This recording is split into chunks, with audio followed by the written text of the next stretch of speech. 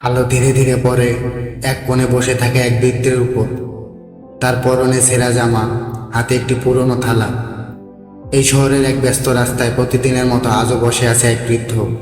নাম তার কেউ জানে না, কেউ কেউ ডাকে ভিক্ষুক বলে। ভিক্ষুক মনে মনে বলছে, আজ যদি একটু ভাত জোটে, পেটে তো চিৎকার দিচ্ছে।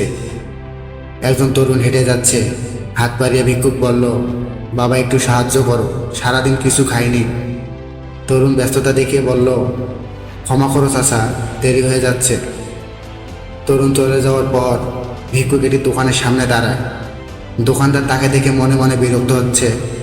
ভিক্ষুক বলল, ভাই এক টুকরো রুটি যদি দিতেন। দোকানদার রেগে গিয়ে বলল, যাও এখান থেকে, দোকানদারের কাছে ভিক্ষা নেই। ভিক্ষুক চুপচাপ সরে যায়, হতাশা মুখ নিয়ে হাঁটে। আর মনে মনে ভাবে, সমাজে সে এক বোঝা, কারো চোখে সে নেই, কারো হৃদয়েও স্থান নেই। একটি পার্কের পাশে ভিক্ষুক গাছের নিচে বসে আছে। হঠাৎ একটি ছোট্ট মেয়ে আসে, হাতে বিস্কিটের প্যাকেট নিয়ে। বাচ্চা মেয়েটি বলল, চাচা আপনি ক্ষুধার্ত? ভিক্ষুক চোখে জল নিয়ে বলে, হ্যাঁ মা, অনেক ক্ষুধা পেয়েছে। বাচ্চা মেয়েটি বলল, চাচা এটা রাখেন, মা বলে ভাগ করে খেতে হয়। ভিক্ষুক আনন্দে কেঁদে বলে, তুই তো আমার পরী মা, তোদের জন্যই বেঁচে আছি।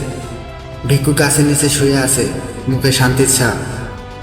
সেই রাতে সে শান্তিতে ঘুমিয়েছিল অনেক দিন পর, না ক্ষুধায় না অভিমানে, বরং এক টুকরো ভালোবাসায়।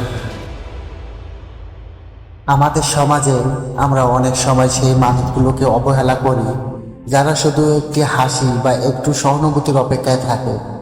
ভিক্ষুকটির জীবনে এক টুকরো বিস্কিটের মতো ছোট তার হয়ে উঠেছিল ভালোবাসার পাহাড়। সে রাতে সে ক্ষুধায় না, কষ্টে না, বরং ভালোবাসায় শান্তিতে ঘুমিয়েছিল। কারণ মানুষ বাঁচে খাদ্যে নয়, বাঁচে মমতায়।